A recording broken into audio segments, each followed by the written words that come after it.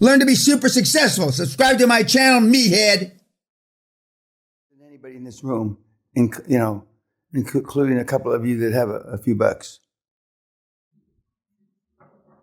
The guy on the top gave his business to his brother, and he's, continuing to sell shit on beaches. That happens to be in Malta, I believe. And the pole dancer below him has now made, a few acquisitions. And then the girl to the left is one of the highest priced escort services on the planet, who rolled up aesthetic plastic surgeons. No education.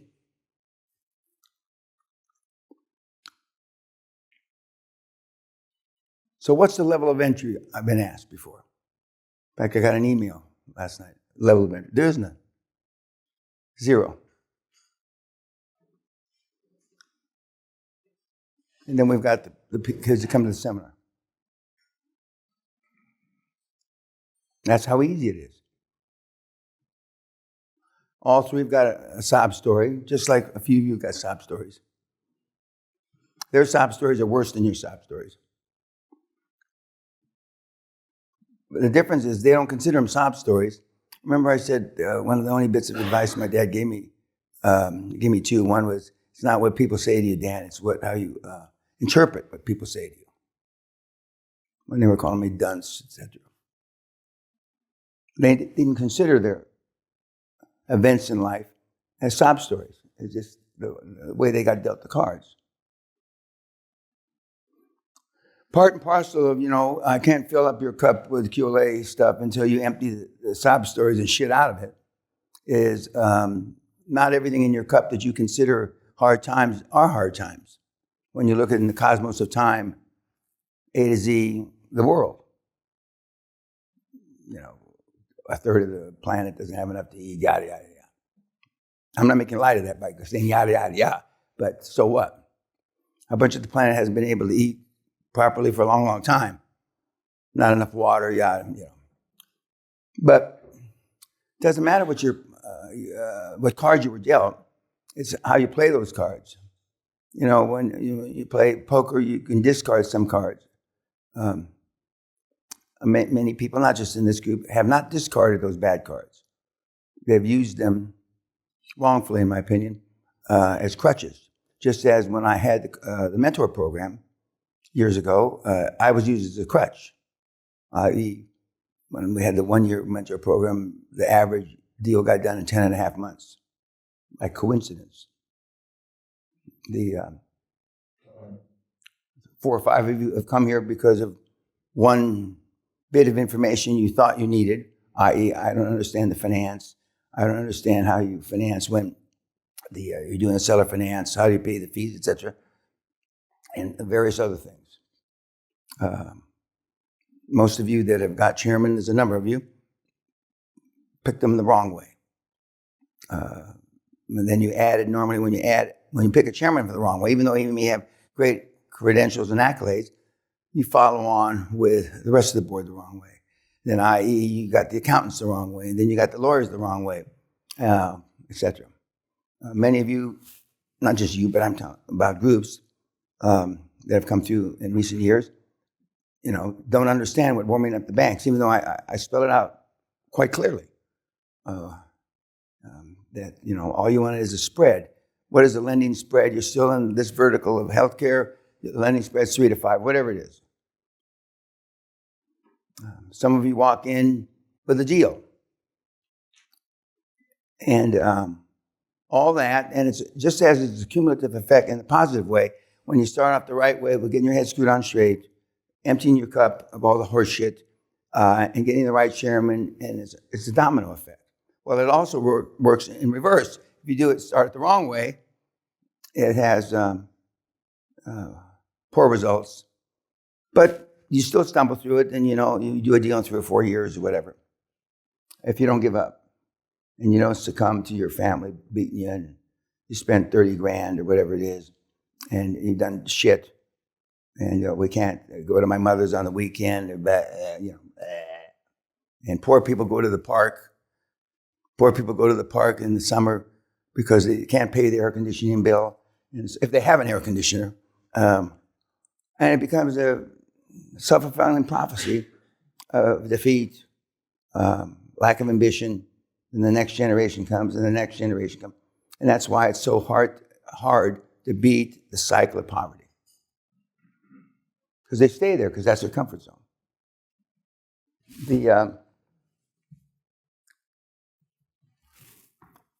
And as I've teased, but maybe I shouldn't made so light of it, we're not getting any better. Evolution, Darwin. And in fact, we're getting softer. But that, I keep telling you, is the best environment for us. When I tell you that people pay you to take their businesses off, and even though we've shown you a couple, you still have an astonished look in your eye because you're trying to figure out how you get rid of the piece of shit that you now have, how to get out of what you think is quicksand you're now in. On the other hand, you haven't tried. Or more, the operative word is tried enough, operative words. And sometimes we've had people, I've told them, well, have you called the IMF or the World Bank? And they say no. And so then some people say yes. Well, how many times do you call them? 20, 30. We've got a guy that's up there on his 82nd call to the World Bank. And they only had 3 operators in those days. Oh, you mean so-and-so. Yeah, you need to talk to Dr. Shitbag. Connect him into Dr. Shitbag. Oh, yeah, we have a special grant for that. 82nd call, only 3 operators. Most of the people make 5 or 10 calls. And you're always on hold. And now it's hard to talk to you, a human being. Not just at the World Bank or IMF, but any place. But on the 82nd call, he got the money, and there was a special grant. IMF and the World Bank have grants, more grants than I've got gray hair on my head. And their website's all fucked up, so you can't really tell from the website. So you've got to go and keep calling until you get a friendly answer. And it's all about the effort. And on the emails that I do answer, which aren't many, keep pushing. I don't say good luck, because you make your own luck. And you form your own destiny based on how hungry you are. You know, if you were dropped on the planet, you know, by some force, alien force, and you had no clothes, you'd find some way, and it was a cold environment, you'd find some way to cover your body up, you know, because you had to go. The challenge with this program is you don't have to do anything. You're left to your own devices.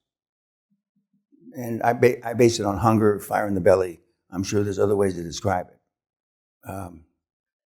And it's you know, it's not remarkable, but it's kind of remarkable that I still have fire in my belly after doing this 50 plus years. But I was hungry like I hadn't eaten ever when I started. And I've already told you a few episodes that when the markets opened up on Wall Street, 24/7, 365, I mean, I never went home. I used to go down to the YMCA and take a shower every other day.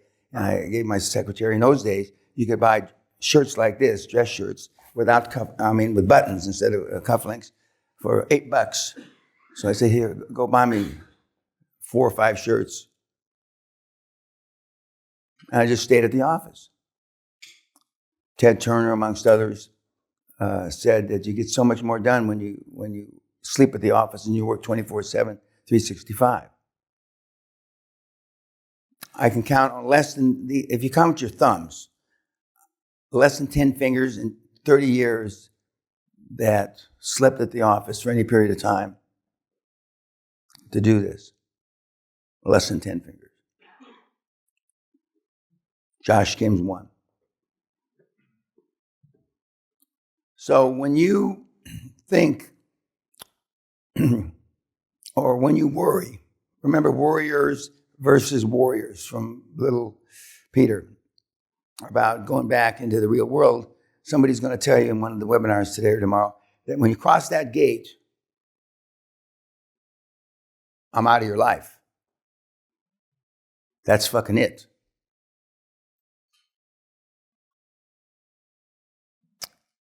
And for some of you, that should be a scary proposition. And even those of you that don't think it's a scary proposition, it's because you're stupid.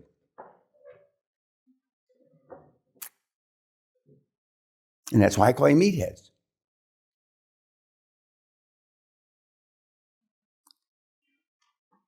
If you want it bad enough, everybody in this room is capable of getting it done.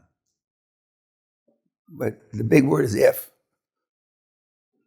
And to the degree that you don't want it bad enough, it'll just take you longer. As long as you don't give up, you'll eventually get it done. But almost everybody in this room didn't come for eventually. They came for like yesterday. Can I wake up from this nightmare? And I already did it. A number of you have already tried. I'm chairman, as I said in the first couple of sentences when I opened this up. And to a degree, you've had some success. But as I said, over the period of the last 3 days, reading books and podcasts and even studying my material is not taking action. The taking action is get out there, run towards a gunfire, and metaphorically kill everybody, just keep running. You fall down, just keep running. You fall down, you keep running. That's taking action. Because the first motivated seller you're going to find is not likely to buy your line of shit. Not because the line of shit doesn't work. It's because you haven't said it properly, because you haven't practiced. All the people that you've seen so far, and you're going to see again, Jason Nagy, practiced. Went to improv. Went to Toastmasters.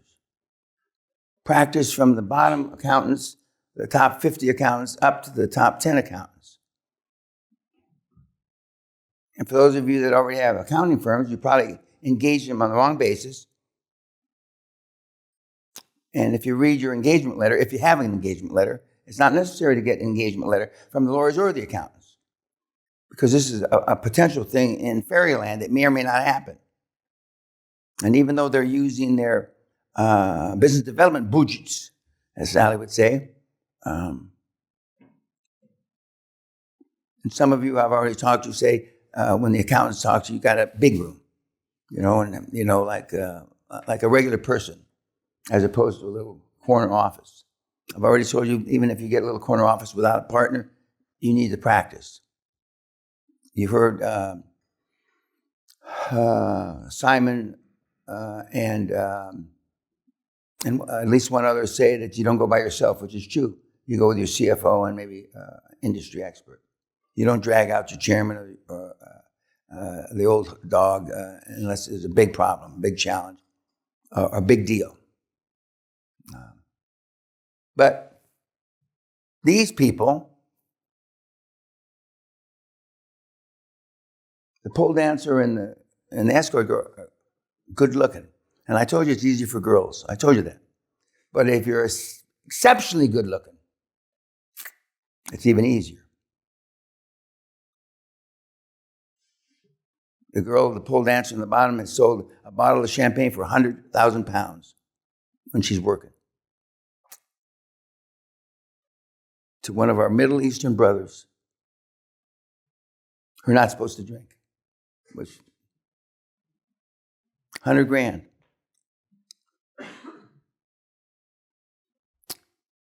I don't need to tell you on YouTube what she may or may not have done for that 100 grand, but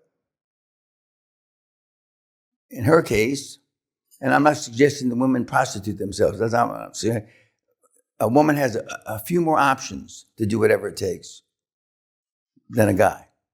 Although I'm told now, transgender and all that shit, that it's not just the gals that have other options, which I wouldn't even have thought of until somebody brought it up to my attention, that they're not the only ones that can, there's no nice word to say, prostitute themselves. And that's the deal.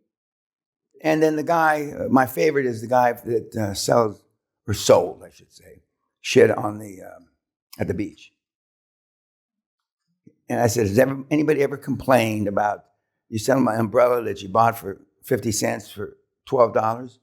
And the answer was really unique. He said, if it's raining, no. If it's not raining, occasionally somebody, said that. But did they still buy it? Yes. But these are the people that came before you and successful.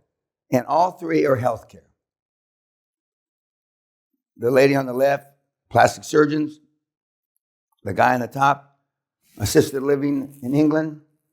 And the girl, pole dancer, assisted living in England.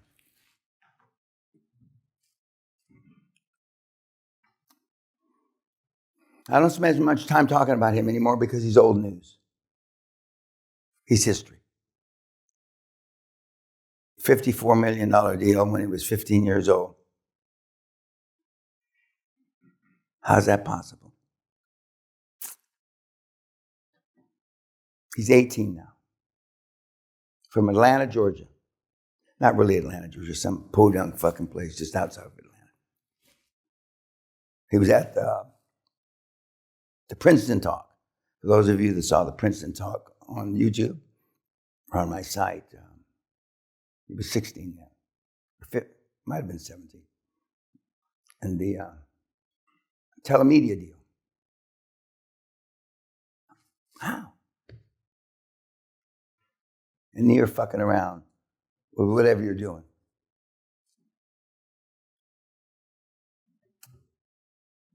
That was his 53 million, not 54.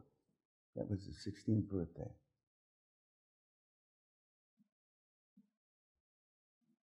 Not possible. He's a hungry little, well, he's not little anymore. He's grown about a foot since I've known him. He's a hungry little shit. And his parents have done pretty close, not perfect, but almost perfect in raising him. Made a couple mistakes. As opposed to you that did a couple things right, as opposed to everything else wrong. He's a good kid. His brother's a priest. He's Greek. Somebody asked me yesterday when we were talking about raising, a couple of you are using the book that by accident my mother used to raise me, that she found at a digested version in a Reader's Digest at a Vons Market when you're going through and you buy gum and shit at when you're paying for the food. And the things that were done different raising me is that in the hood, nobody takes dancing lessons. Ballroom dancing lessons. I did. Arthur Murray.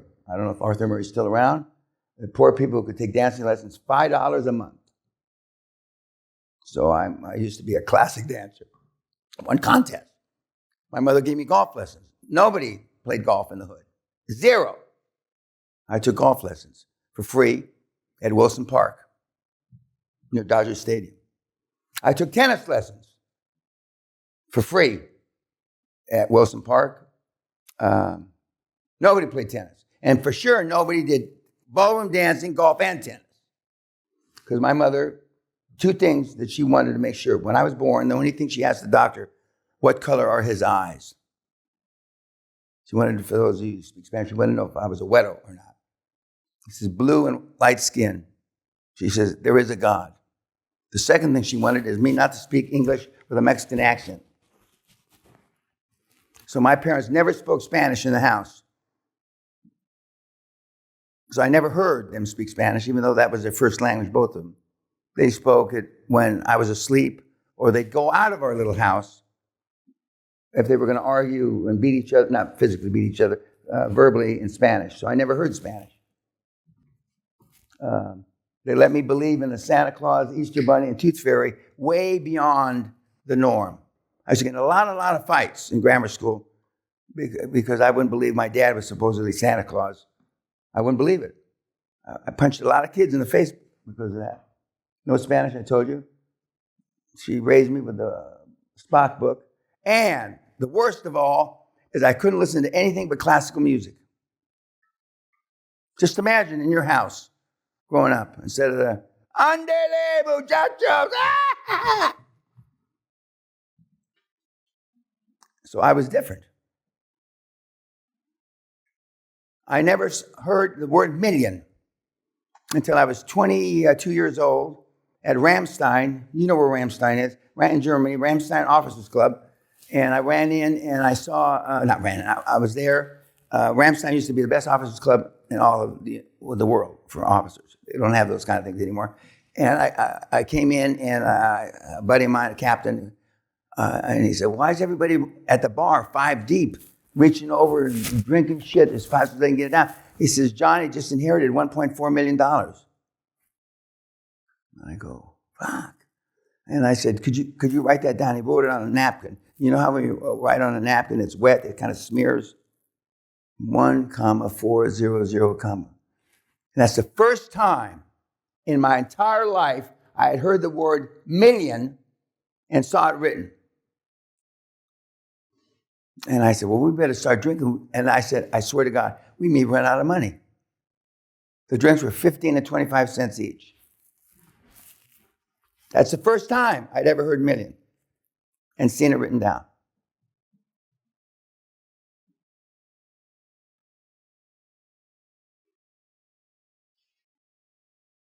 So my mother, hungry, illegal alien, she was still an illegal alien then. She didn't become legal until she was 32.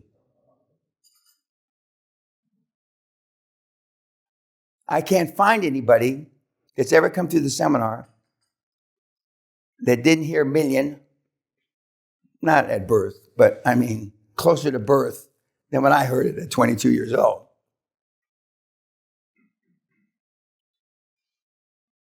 But my mother, in her own little way, wanted to make sure that I wasn't just the son of an illegal alien when she came across the Rio Grande River in 1924 with my grandmother. Now, what kind of efforts, if any, and I already know very little, did your parents make towards trying their best for you to be a high-performance person? Remembering that you're the average of the 5 people.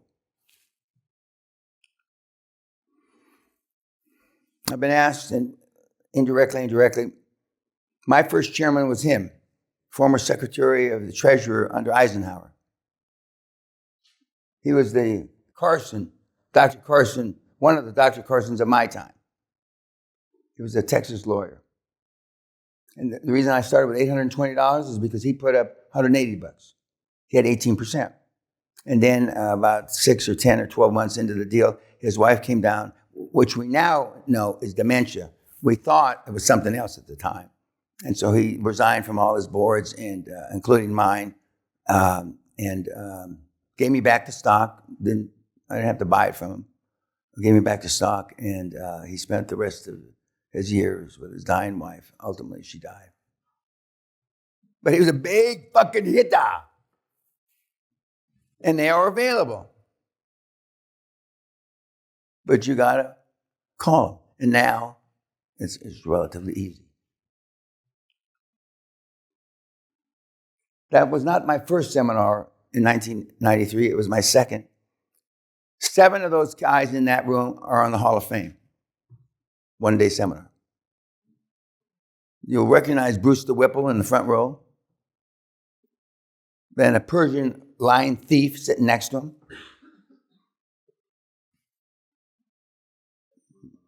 On the right, front row. He doesn't look much different 30 years later. I mean, he made a deal with, like Dorian Gray with the devil. He doesn't age. 7 in that room. I used to give all the information you're getting in a week in one day. I already said this. Start at 8 in the morning, go to 8 at night, no lunch, no breaks, no coffee, no shit. And then from 8 at night until the last question is asked, 2, 3, 4 in the morning, answering questions. That was it, one day. $1,000.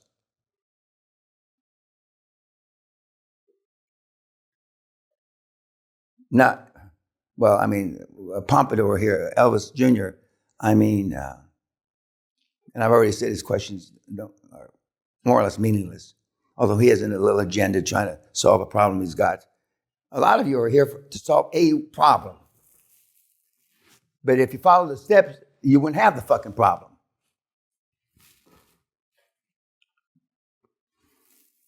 None of you were trained to be a high-performance person. I happen to know the girls. They come from Torrance, California, along with Tiger Woods, Torrance, California. And that's it, you two.